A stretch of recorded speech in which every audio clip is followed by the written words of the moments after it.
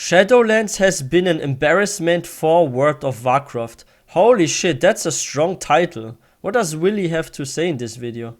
It's expansion review time. Yes, really, this early. I know usually I'd wait till the expansion is about to be over, but at this point we've just got what I think is safe to assume the final major content patch where we save reality again. The next expansion is due to be announced 19th of April, and well, I've been on this ride before. It's gonna be Dragon Isles most likely. And if history is anything to go by, we have a very long, most likely year-long wait before we get our hands on the new game. It happened at the end of Mr. Pandaria, it happened at the end of Warlords of Draenor, it very nearly happened at the end of Legion, and I don't think any more time passing in Shadowlands would alter anything that I have to say. Yeah, that's true, because like if we look at all the previous expansions, it's always at least a year or two. And I don't think the time matters when something comes out. The important thing is the result. Like I rather wait 2, even 3 years for the next expansion. And I get like a good expansion, like the game is good, then we get like a freaking rushed expansion and everything is a letdown again. Like Shadowlands and BFA really disappointed the WoW community and nobody really liked it. And yeah, it decreased even the population of WoW. Like we don't want to have a further population decrease. We want to have an increase in player base. So let's see. I'm actually pretty positive that they're not gonna mess up again. I don't think they are that stupid to mess up 3 times in a row, right? I know people see me as the guy that does classic WoW due to the channel, but I've played retail WoW on and off for over 15 years and classic for under 3, so hopefully I do get to have an opinion. Saying that, Shadowlands must be the least I've ever played a retail expansion, without a doubt. Far less than WoD and definitely less than BFA. I actually raided in BFA. Now, I'm not gonna lie, classic WoW existing has been a large contributor to this, but at the same time, despite them both being WoW, they're 2 incredibly different games. Yes, they are. Other games, the MMO landscape has become vastly more interesting and competitive over the last 2 years. Final Fantasy XIV gains a huge amount of traction and launches an expansion. New releases such as New World saw short-lived success, and the launch of Lost Ark in the West has thus far proven successful as well. What I love a lot about FF14, and it's like one of those games where you can actually like literally sit back, relax and play. Like World of Warcraft doesn't have this as much anymore as it used to be in like the vanilla era. Like I remember back then when TBC came out or Wrath of the Lich King, like you didn't have to rush as a player. And now I feel like as a player you always have to rush to endgame very fast and stuff. And I feel like there's like more pressure and you have to be the fastest and stuff. Like it's crazy. Like I see this a lot with the community. Like when like a new patch comes out and suddenly the item level can be between 260 and then suddenly you have like someone in the guild, oh, I'm now item level 260. And if you say then you're like item level 220, like people look at you like, oh sorry, you can't raid with us anymore, or you need to do this, that. And you feel like under pressure to always increase your item level, this and that. And Final Fantasy XIV, for example, like you can do all sorts of dungeons and there's always players doing them. Like you can even do freaking old dungeons that have been out for multiple years and you still get like full groups and people having fun. And people that have like a higher item level than you, they just get scaled down. So you are both on the same level. Like I think this is so cool. I wish like World of Warcraft had this kind of mechanic where you can do like, even though you have like higher gear already, where you can do like old content and you get like scaled down with like others. Because I think that's more social and it has like a stronger community because of that. Like the FF14 community is really strong.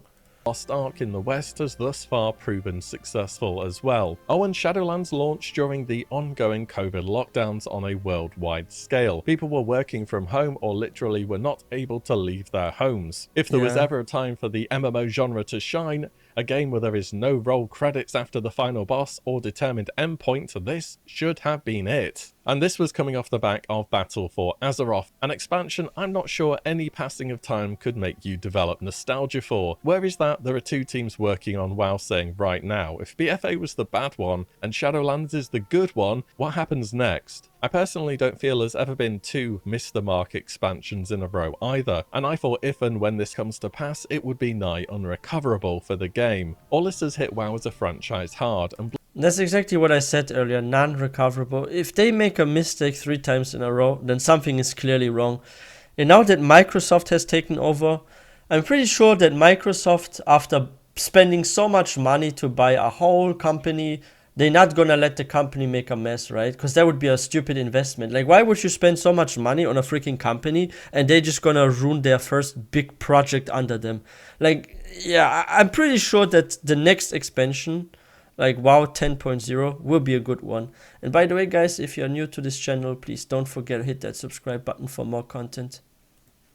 Blizzard's numerous scandals following in its wake must have seen the largest player dissatisfaction towards the game ever. So, with that nice, light intro out the way, shall we talk about Shadowlands a bit? It started off good, didn't it? I mean, not even the launch. Before that, Blizzard really loves taking gnomes. feedback, saying they're listening to what we're saying, something which had been sorely lacking during BFA. Yes, we do have new systems now, but we can pull the ripcord, meaning if they just clearly aren't working, we have measures in place to remove issues which they could create, and those issues could so very clearly be anticipated by everybody, be it a dev or a player. We just had 2 full expansions as a case study on systems. Surely, this time it will be different. I feel that there was some inspiration taken from the huge success of classic WoW. The level was squished down to 60, as well as numbers squish, and this is something which happens each new expansion now. In fact, they started out our baseline item level in Nathria as the same as the opening tier of Wrath the Lich King, and Jailer Mythic loot is only 1 item level higher than Lich King 25 Heroic. They unpruned the class flavour from the game, reintroducing totems, auras, poisons, eagle eye, and so on. WoW is getting a huge roguelike-esque feature with Torghast. Shadowlands was a complete blank check to bring back any and every WoW character Blizzard wanted to. They didn't have to do any justification like when they brought back Onyxia for the 3rd time in Blackwing Descent by the 2nd version of Nefarian. This is the world's afterlife, and living characters can go there. Does Bane ever meet Kern, or has he just been AFK in Oribos feeling sad all the time? Yeah, that's exactly something I've been wondering. Where the heck is Kern? Like, there are so many... And where's Nathanos? Where's Nathanos? Where is Kern? Like, there are characters missing in the Shadowlands. Did they just forget about them? Like, holy shit, now we got to see Sourfang finally. At least, like, his ghost, right?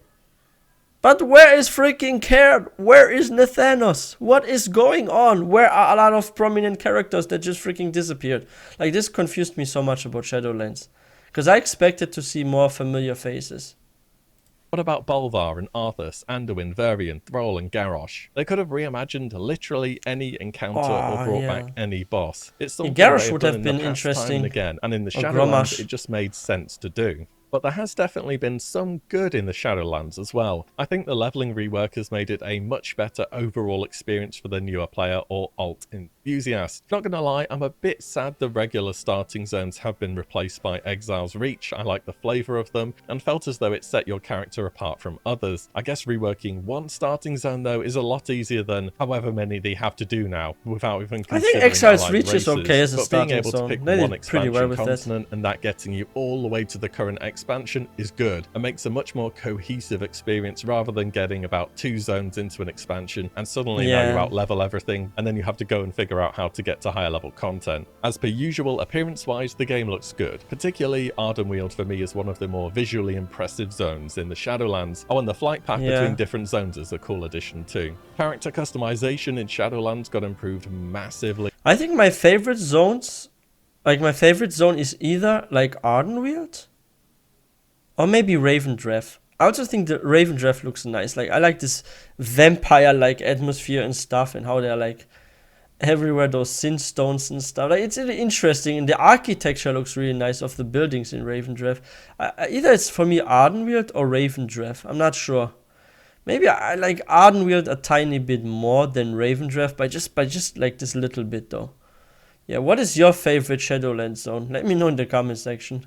Got improved massively as well, bringing WoW a lot more up to date when it comes to picking how your character looks, with the likes of more jewelry, scars, tattoos, hairstyles, and so on. I think that's cool that we have more customization to it when you can press the randomize button 20 times in a row and nothing looks remotely alike. You can even pick your druid's forms as well, which I didn't even know this was a thing till I went to record for the video, but I think that's a great addition too. The Torghast boss rush is pretty nice as well, and it would have been good if it was there from day one. I think more people would be saying good things about it rather than calling it Shawgast. And that's the rather short list of you did good Blizzard things in Shadowlands. Now for the rest of it. Where do we start? Covenants? Is that a good point? So in the run-up to Shadowlands, everybody on YouTube, Twitch, forums, Reddit, Twitter, wherever you looked on the internet was saying covenants are not going to work. They are not going to be a meaningful choice. People will pick the quote-unquote best one, as it will directly impact my performance. Moreover, covenants are... And this is something that also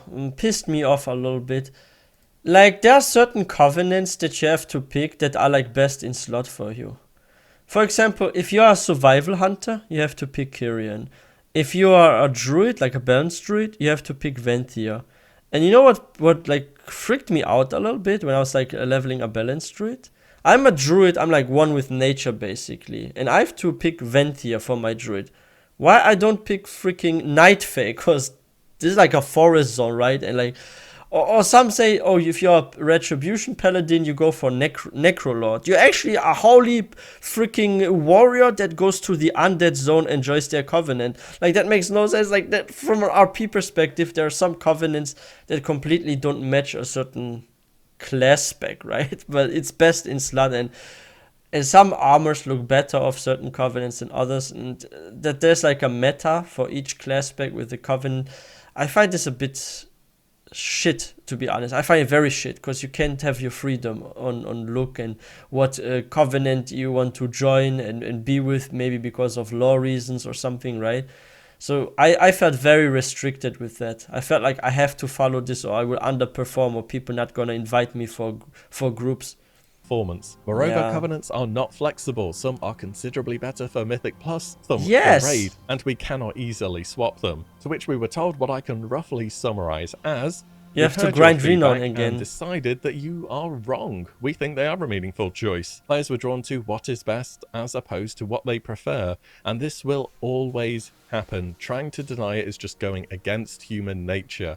If you know something is better than the other, the only choice you have to make is the wrong one. And the ripcord, it never existed. Here's a quote from Ian. In short, pulling on that thread, or cord as it were, would unravel the entire fabric of the system. Even so, we would embrace the work required to build the Covenant system along these lines if we agreed that would be an improvement, but ultimately, we do not share that view. Well, until 9.1.5 happened, that is. This is when Blizzard finally decided that players should have the ability to freely change between Covenants, and it shouldn't be a surprise that it happened eventually. This is literally the formula the game works by now. Step 1. Create a problem where invest. You know what's so funny about Blizzard? They always say stuff like, that's what we don't think is good for the game, and or like saying, hey, you think you want it, but you don't, and stuff, right? Like, you know that famous line by J. Allen Brack, you think you want it, but you don't. No, like, it's really like that. They always say something, and then the player base is upset about it, and then like 1 year later they fix it, or they change it, or adjust certain things a bit.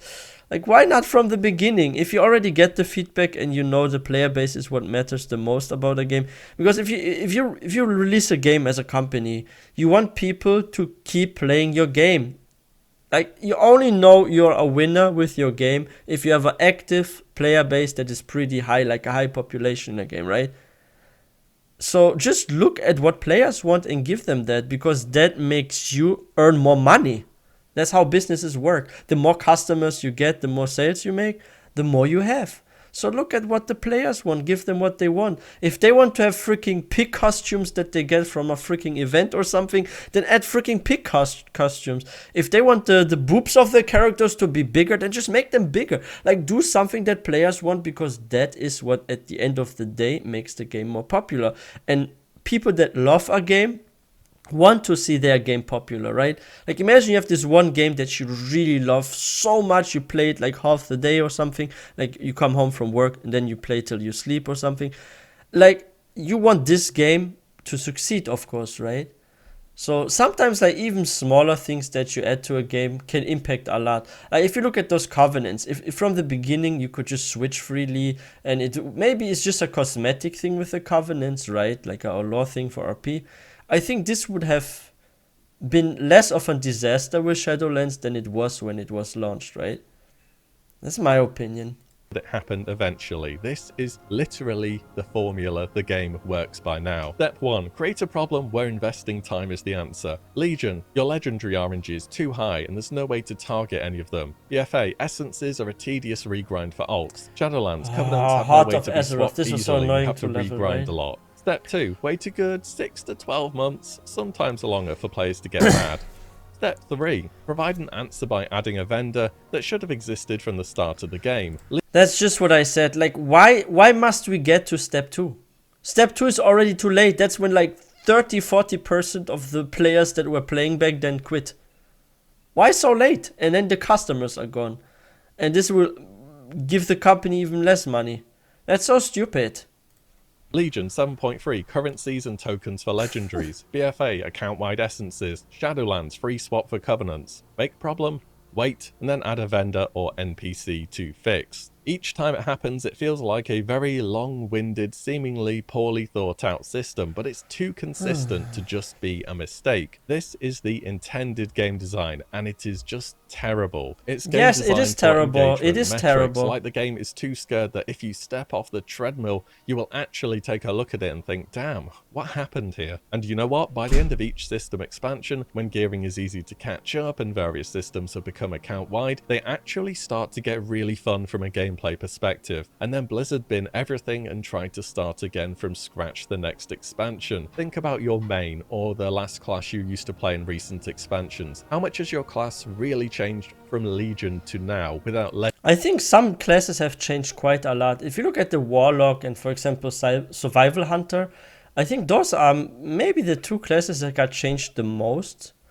But there have been also quite many rogue changes, right? So yeah, like a lot of classes have been really changed from vanilla to Legion. Like, it was crazy. But I feel like if I compare classic combat with like retail combat, I find the combat in retail to be better. Like the animations look more nice. I think the rotations are more interesting that the classes have. So I would definitely say so far when it comes to combat, World of Warcraft has really evolved in a good way. I love the retail combat more than the classic one. legendaries or covenants or any other temporary systems? Also The looks answer is prettier. probably not very much. What else can we touch on? Torghast, it was so praised in the beta phase of the game as something that people could just do for the fun of it or to try out different combinations of buffs and to mess about. And then instead, here comes your 9% crit and 5% versatility buff instead, on top of Soul Ash to make sure that you have to do this content for legendaries. If it was inspired by roguelikes, then they did one thing that makes absolutely no sense with that in mind: balance. Roguelikes have terrible runs with awful RNG, and then the absolute god runs where you're literally flying across the map one-shotting everything. Torghast should have pushed the limit of how much just plain stupid stuff the game engine is capable of allowing you to do. It is a mandatory thing with no competitive element, so who cares if you're flying about on a magic carpet with a rocket launcher that shoots sharks, and when you kill an enemy they spawn 2 more sharks that start randomly jumping about spawning more sharks. But nope, here's your percentage crit buff instead. So what else can we comment on in the Shadowlands? Of course, the story. Look, this isn't exactly a lore channel here. I'm no Nobble, but my god, the story. Noble, I think the reason why Noble distanced himself from WoW was actually the Shadowlands lore. Like, I wouldn't be surprised if... Did he actually say that? That he quit or like distanced himself because of the Shadowlands lore? Because I saw his freaking face expression when he went through freaking lore of Shadowlands. Like, he looked so bored and disappointed. Like, sometimes I felt like he was almost falling asleep while trying to explain what's happening in the Shadowlands. Like, I really feel like I have really the impression from observing him that he doesn't seem to really enjoy the latest WoW lore. Sylvanas gets her redemption arc, Garrosh reappears only to disenchant himself in a 1-minute Yeah, cutscene, and why didn't we 9.2 get is to the meet him culmination and of the interact with story arc Garrosh? that began in And where's Warcraft Grommash? 3. The jailer, the guy who popped up this expansion that literally nobody had heard of, had planned everything that had happened in the Warcraft universe to get to this moment. Just try and understand with me for a moment here the size of this guy's brain. He knew that Arthas would become the Lich King, that Illidan would open a gate to Argus at the end of Tomb of Sargeras, that Sylvanas would become the War Chief, and that Sargeras himself would stab a big old sword right into Azeroth. And his plan at the end of all this? To destroy the world so that something unknown, which is worse, doesn't happen. A cosmos divided won't survive what is to come. So, why have you been trying to divide everybody through the whole expansion? 20 years of lore for a cliffhanger that doesn't even make sense. Jailer was just a puppet. Oh, by the way, there's still a huge sword in Silithus. Magni is not going to be happy about all them wounds, you know. I think at this point, just wrap it up and move on. And I also think that's what Blizzard will intend to do. Taking a selfie at the sword. sword. Through pre-established characters and lore over the past 2 expansions is remarkable. Let's count them. We've got Kultiris, Ashara, N'Zoth, Ny'alotha, Garrosh, Arthas, and finally we reach the end of Sylvanas' story. So, where do we go from here? Mega Super Sargeras version 2.0 and the new and improved Giga threat to I'm also Azeroth, curious the about final that. big daddy of big bosses, where we all fly around on spaceships shooting laser beams at asteroids from our intergalactic space garrison. I wonder if there will ever be an expansion where we actually go to the Void. Like, there's also the Void somewhere, right? Like, we have been to the Outlands. And we had like so many expansions about freaking demons. Will we also get something more about the Void or so? That would be actually also an interesting concept for an expansion. Something where the Void is the focus. Or an expansion where we grow our own plants, become friends with some pandas, and maybe even get a nice dance studio. The way Shadowlands ended, expecting the former. Still, new expansion announcements 19th of April. I'm more into the features over where the expansion I'm so nervous what's gonna be. I think it's Dragon Isles. In what comes next, all of the same. Also, it will be 10.0. That's a big number. As for Shadowlands, yeah, wake me up when it's over. That's about everything though. Let me know your thoughts on the expansion, whether you're still playing or have given it a go at any point, what you think will come next. I'm still playing. Always, I'm not quitting. Thank you all so much for watching and listening in. I shall see you all in the next one very soon. I'm so curious about the future of World of Warcraft, what the next expansion is going to be. Like, there have been like some leaks that it's gonna be probably like Dragon Isles, and I actually start to really believe those leaks. Like, it would make sense also from a lore point, right? Because don't we still have like some sort of open chapter with the dragons? Like during Cataclysm we got to learn more about the dragons and stuff, and also during like Wrath of the Lich King we got like a little bit of more backstory of dragons. But then they were kind of like gone, the dragons. They barely had any role anymore. And I feel like there's like some open chapter that we still need to finish with the dragons or something. Like, it would make sense from a lore perspective. And I think like from a fantasy perspective, like dragons in MMO games are very fascinating and interesting. I mean, just look at freaking Skyrim, for example, like with Dragonborn, dragons and stuff. Like, I think dragons are always great for MMOs and fantasy games. So yeah, let's see about that. I'm really curious, but yeah, Shadowlands, unfortunately, like a lot of people had like high hopes for Shadowlands because it did sound interesting, the concept of going to the afterlife of World of Warcraft and how it's their life. And we also hoped for like a lot of prominent characters that we know from the past to see them again, right? Like, for example, Cairn. Like, will we see Cairn again? What's going on with Nathanos? Will we see Gromash? Like the old school Gromash, not the one from Warlords of Draenor, but the one that sacrificed himself. Like, I was really hoping to see like a lot of old faces again, but too bad we didn't. Only some reappeared. But hey, I'm actually pretty positive that World of Warcraft's next expansion will be a good one. Because Microsoft just bought the company. I don't think they are that stupid to ruin the first big project under them. That would make no sense, right?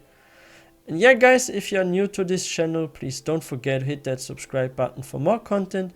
Let me also know your thoughts on Shadowlands and if it has been an embarrassment for World of Warcraft in the comment section. I really love reading your comments. And don't forget to give this video a thumbs up, and I will see you guys next time.